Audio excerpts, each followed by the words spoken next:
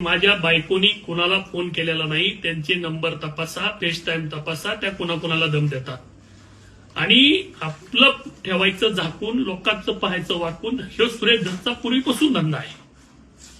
त्यामुळं अनेक हल्ले करणं, अनेक जणांच्या जमिनी लाटणं, अनेक खोटे गुन्हे दाखल करणे, हे सुरेश धसचा पूर्वीपासूनचा धंदा आहे. आणि त्यामुळं आपलं झालेलं काळं तोंड हे झाकवण्यासाठी एक आमच्या नेत्याबद्दल अपशब्द वापरणं, स्वतः प्रसिद्धी मिळणं, हे सुरेश धस साहेबांसारख्या माणसाला शोभत नाही. तुम्ही ज्या काही गोष्टीवर बोलत आहात, या गोष्टीत आपण पूर्वीपासून मास्टर माइंड आहात. आजही आष्टी तालुक्यामध्ये माझ्या दूध संघाचं, म्हणजे सहकारी दूध संघाचं 1000 लिटर 1500 लिटर दूध कमी झालंय म्हणता, तर मग 3 लाख लिटर दूध तुमच्या दूध संघाचं आहे ना, तर त्या दूध संघाचीच एकदा पारदर्शी चौकशी होऊ दे ना. त्या दूध संघाचीच चौकशी केली पाहिजे की हे दूध 3 लाख लिटरचा हिशोब हे रोज कुठं देतात, कोणत्या माध्यमातून हे पैसे कुठं कुठं जातात, त्याचा हिशोब, आर्थिक बाब तपासली पाहिजे आणि याची तक्रार ईडीकडे करायला पाहिजे आणि ती मला करावं लागेल.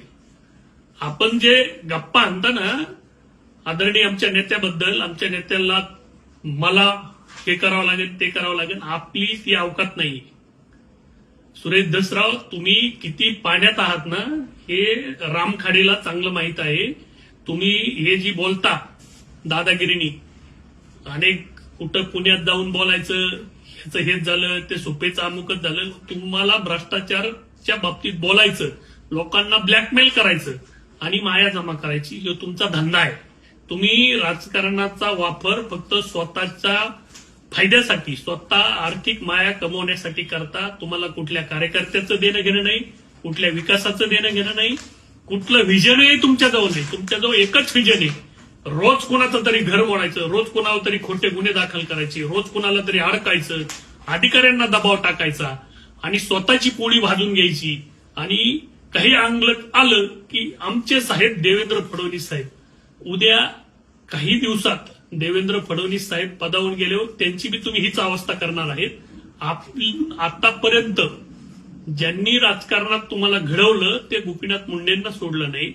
ज्या शरद पवार साहेबांनी, अजितदादांनी तुम्हाला मंत्री केलं त्यांनाही सोडलं नाही.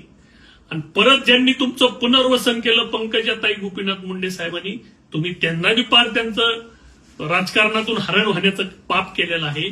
आणि आता तुम्ही जिथं आहेत त्यांनाही लवकरच तुम्ही तंगडीवर करणार आहेत, हे आम्हाला माहिती आहे.